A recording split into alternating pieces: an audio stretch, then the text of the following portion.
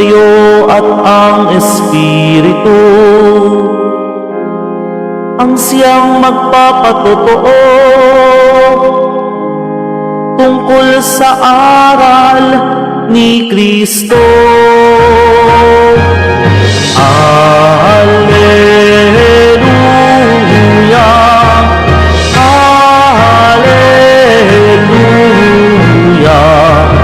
Alleluia,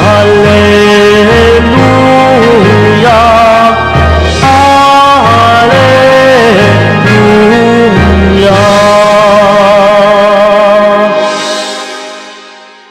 Sumainyo ang Panginoon. At sumairi. Ang mabuting balita ng Panginoon ayon kay San Juan.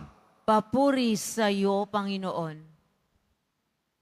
Noong panahong iyon, sinabi ni Jesus sa kaniyang mga alagad, "Ngunit ang patnubay, ang Espiritu ng katotohanan, ang paparito mula sa Ama. Susuguin ko siya sa inyo, buhat sa Ama, at siya ang magpapatotoo tungkol sa akin. At magpapatotoo rin kayo tungkol sa akin, sapagkat sa pasimula pa'y kasama ko na kayo.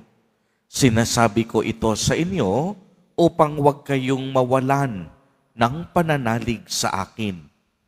Palalayasin nila kayo sa mga sinagoga. Darating ang panahon na ang sinumang pumatay sa inyo ay mag-aakalang naglilingkod siya sa Diyos. At gagawin nila ito sapagkat hindi nila ako nakikilala ni ang Ama. Ito'y sinasabi ko sa inyo upang pagdating ng oras na gawin nila. Maalala ninyong ipinagpauna ko na ito sa inyo." Ang mabuting balita ng Panginoon. Pinupuri ka namin, Panginoong Hesukristo. Magsiupo muna tayo. Magandang umaga po sa inyong lahat, mga kapatid kay Kristo. Sa lahat po ng ating mga taga-subaybay sa iba't ibang online platforms at sa lahat ng ating mga kadiboto sa iba't ibang panig ng Pilipinas at maging sa buong mundo, kung saan tayo ay naaabot ngayon ng ating live streaming. Mapayapang umaga din po sa inyong lahat. Purihin at dakilain natin ang ating Panginoon, ang mahal na poong Jesus Nazareno. Mga kapatid kay Kristo at mga kadiboto, malugod po namin kayong tinatanggap sa Basilica Minor at Pambansang Dambana ni Jesus Nazareno. Napakabilis po ng panahon. Malapit na po tayo sa katapusan ng panahon ng Pasko ng muling pagkabuhay. Itong darating na linggo ay ipagdiriwang na natin ang dakilang kapistahan ng pag-akyat sa langit ng Panginoon.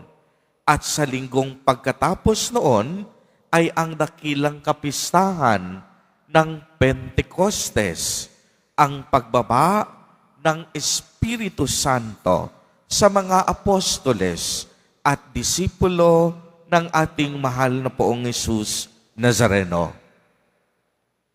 Mga kapatid, bilang tao, gusto nating lagi tayong may kasama o kalakbay habang tayo ay nabubuhay sa mundong ito. Walang sino man ang gusto na mag-isa lang siya. Kaya masasabi nating napakahirap ang karanasan na mag-isa. Lalo na kapag tayo ay may pinagdaraan ng pagsubok, kapag may nang aapi sa atin, o kaya naman kung may mga taong hindi nagtitiwala sa ating kakayahan.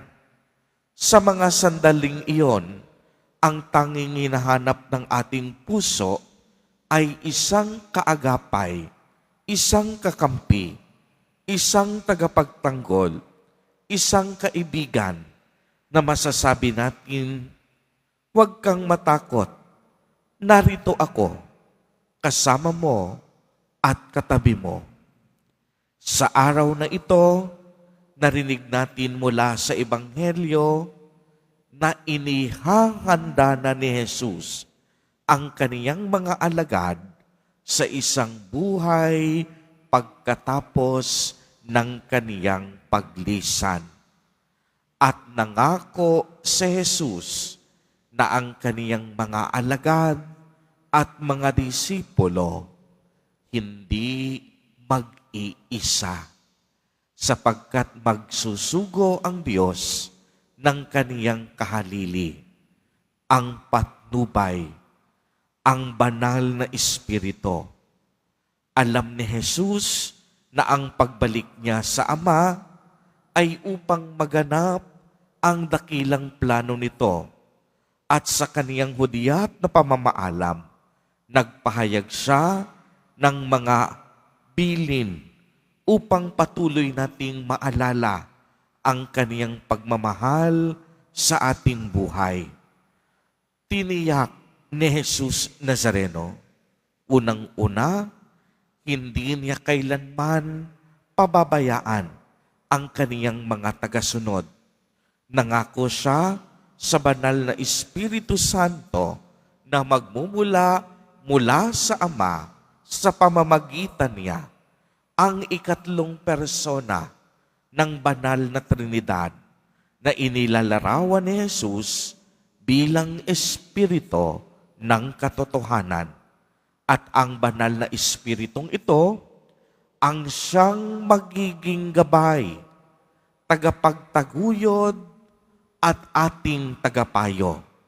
Pinagtitibay ng Espiritu ang buhay, ang pag-ibig at alaala ni Jesus, at siyang sumasaksi kung ano nga ba ang totoo at tama. Kaya nga sinabi ni Jesus na ang unang tungkulin ng Espiritu ay ang magpatotoo tungkol sa Kaniya. At dahil ang Espiritu ay nasa atin, ang dugtong ni Jesus, at kayo rin, magpapatotoo rin kayo sa akin. Alam po ninyo, ayon sa kautusan ng katuruan ng ating simbahan, ang banal na Santatlo, ang Diyos Espiritu Santo, ay ang bunga ng pagmamahal ng Diyos Ama at Diyos Anak sa isa't isa. Kaya nga ang mga kaloob ng Espiritu ang nagsisilbing inspirasyon sa atin upang kilalanin natin ang Panginoon sa ating pang-araw-araw na pamumuhay. Kung wala ang banal na Espiritu, hindi natin makakayang makilala ang Panginoon. At kapag naharap at nasumpungan na natin ang kaniyang presensya, ipadadama ng ating Espiritu ang ating kaugnayan sa Diyos bilang kaniyang tunay na mga anak.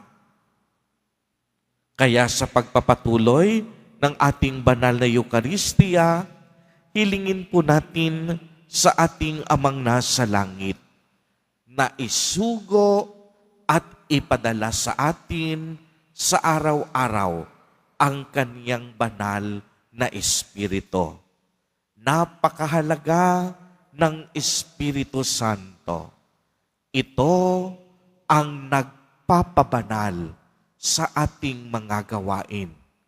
Ang Espiritu Santo ang ating tanglaw, ang ating gabay, at ang nagbibigay liwanag sa atin kung sakaling tayo ay nalilihis ng landas.